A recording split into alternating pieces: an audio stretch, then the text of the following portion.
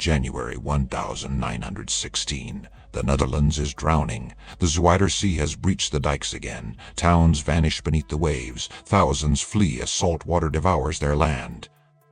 And in the middle of World War I, with food shortages crippling the nation, Dutch engineers propose something impossible. They're going to dam the entire sea. Not just build a wall. They're going to create land where there's only water, thousands of square kilometers, entire cities on a lake bed. But that's not the crazy part. The land they create will try to kill them. It will sink, it will flood from below, and the sea will never stop trying to take it back. This is the story of land that shouldn't exist. And the nation that built it anyway. Wait until you hear what it cost them. In a second I'll show you why the Netherlands had no choice 12,000 years ago. The Netherlands didn't have a coastline, it had a continent. Then the Ice Age ended.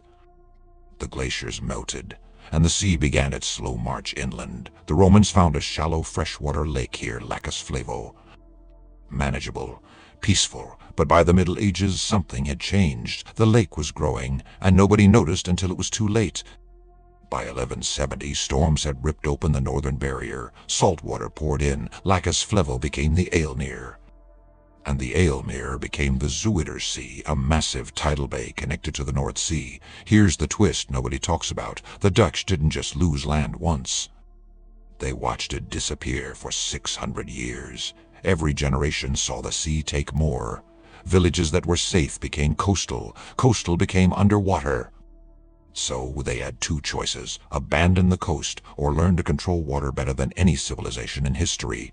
This is where it gets disturbing. By the 1200 seconds, they'd figured out how to steal land back.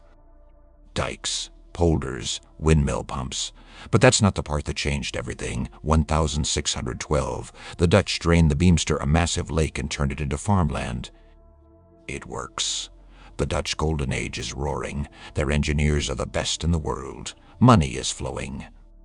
So the obvious next step is to drain the Zuider Sea. Right? Wrong. They try, they plan, they debate for 300 years. And every single attempt fails before it begins. Here's what nobody tells you. The Zuider Sea isn't a lake.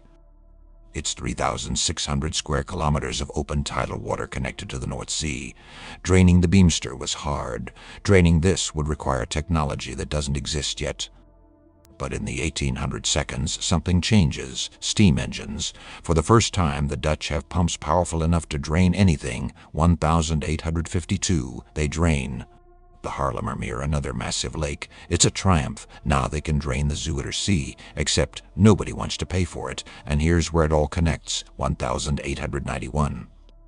A young engineer named Cornelis Lely drafts a complete plan to close and drain the Zuider Sea.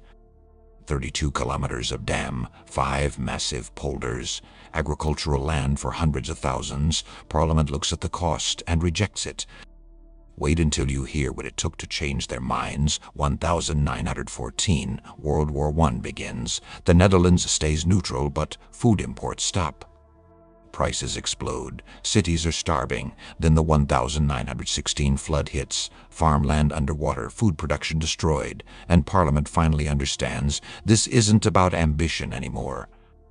It's about survival. 1918. They approve the Zuider Sea Works. The most ambitious engineering project in human history begins.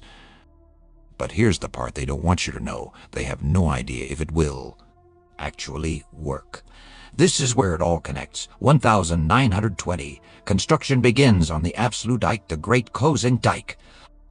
They're going to build a 32-kilometer highway across open water where storms regularly hit 10 meters high. Wait until you see the scale. 13 million cubic meters of sand. They're building it from both sides, racing to meet in the middle before storms destroy everything.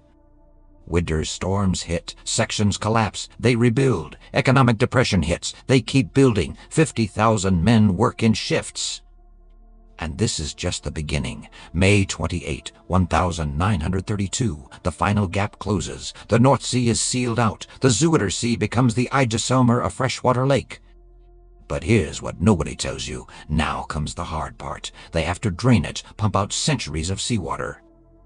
and discover what's underneath. This is where it gets disturbing. 1,930. They test the first polder, the Wieringermeer, 400 square kilometers of new land.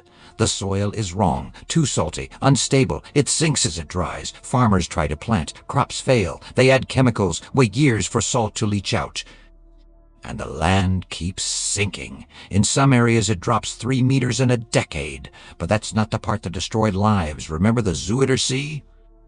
It wasn't empty water. It was one of Europe's richest fisheries. Tens of thousands of fishermen.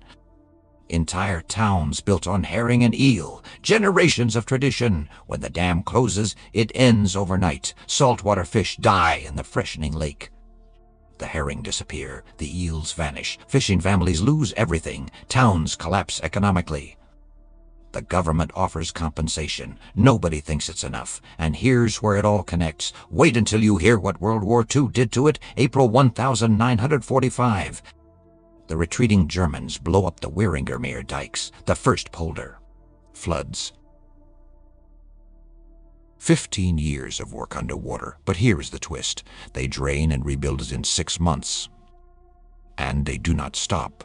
The northeast polder comes next, 460 square kilometers. This time they have learned.